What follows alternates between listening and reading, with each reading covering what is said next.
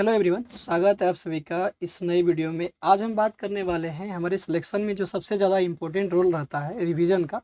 आज हम उसके बारे में बात करने वाले हैं कि रिवीजन का क्या रोल रहता है, आपको कैसे रिवीजन करने हैं। ठीक है, उसके बारे में बात करते हैं। सबसे पहले बात करते हैं कि रिवीजन को लेकर के हमारे माइंड में कुछ थिंकिंग रहता है, कुछ मिथ्या रहता है। ठीक है, तो पहले हम उसको जानेंगे क्या हमारे माइंड में रहता है रिवीजन को लेकर के।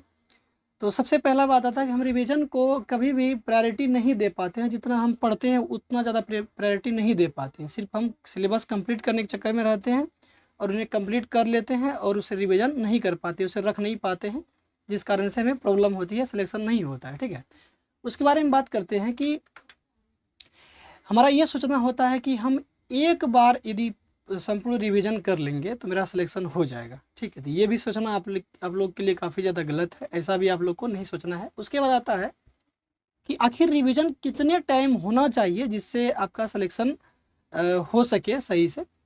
तो अगर मेरा ओपिनियन यदि आप जानना चाहते हैं तो मैं आप लोग को बता दूं कि कम से कम एसएससी जेईई की जो सिलेबस है उसे आप एटलीस्ट 7 से 8 बार जब तक रिवीजन नहीं कीजिएगा, एटलीस्ट की बात कर रहे हैं, तब तक जो है आपको सही से क्वेश्चन जो है वहाँ पर बनना मुश्किल हो जाता है। ठीक है, इस बार जो मेरा मेरा थर्ड टाइम था, थर्ड टाइम में मैंने हर एक सब्जेक्ट को पूरा टेक्निकल सब्जेक्ट ओवरऑल जो है 7 से 8 बार मैंने रिवीजन किया था। ठीक है, तो ये हमारी कुछ मिथ्या है और उसे हमें दूर करना होगा। उसके बाद बात करते हैं कि एक पर्सनल मैं अपना अनुभव बताता हूँ रिवीजन को लेकर के।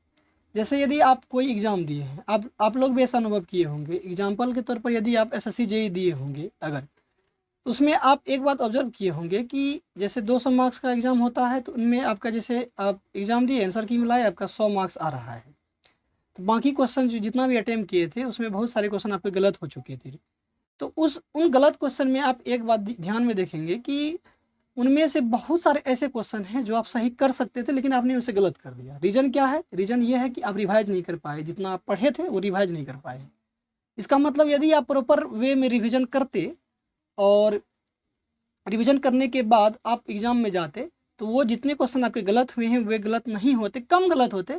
जहां आपके 100 मार्क्स आ रहे थे 200 में से, वहां पर आपका 125 130 भी आ सकते थे। सब मिला करके देख सकते हैं। ठीक है, तो वही बात है कि हम पढ़ बहुत कुछ लेते हैं लेकिन उसे हम रिवाइज सही करके रख नहीं पाते हैं और हम लोग सिर्फ एकदम क्वांटिटी पर निर्भर हो जाते हैं, क्वालिटी पर निर्भर नहीं होते हैं और रिवीजन हमारा छूट जाता है। ठीक है, उसके बाद सवाल आता है कि अब आप करेंगे क्या रिवीजन के लिए, क्या आप अरेंजमेंट कर सकेंगे रिवीजन के लिए, चाहे आप फ्रेशर हो चाहे आप बहुत दिनों से तैयारी कर रहे हैं।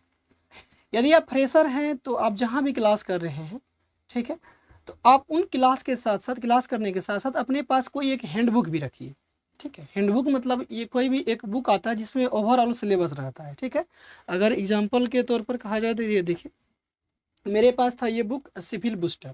ये बुक आप देख सकते हैं, ये सबसे अच्छा हैंडबुक है जो लगभग सभी तैयारी करने वाले स्टूडेंट के पास रहते हैं। उसके बाद मेरा हिंदी मीडियम था तो कुछ कुछ कॉन्सेप्ट को समझने में मुझे हिंदी की ज़रूरत पड़ती थी, तो ये बुक जो है बेसिक ऑफ सिविल, इसमें हिंदी और इंग्लिश दोनों लैंग्वेज में कम्बिनेशन है, तो आप इसे भी खरीद सकते हैं, आपको समझने में आसानी होगा। ठीक है, तो ये रहा आपका हैंडबुक। आपके पास हैंडबुक होना चाहिए और एक बुक होना चाहिए आपके पास जो आता है सिविल कैप्सूल 2.0। ठीक है, वो सबसे ज़्यादा इम्पोर्टेंट बुक है आपको हैंडबुक की दृष्टि से। उसमें ओवरऑल सिलेबस को मात्र 80 पेज में लिखा गया है, पूरा निचोड़, जितने भी एई जेईई के एग्जाम हुए हैं ऑल ओवर इंडिया में उस सारा निचोड़ इसमें दिया गया है। तो ये दो बुक अपने पास रखेंगे।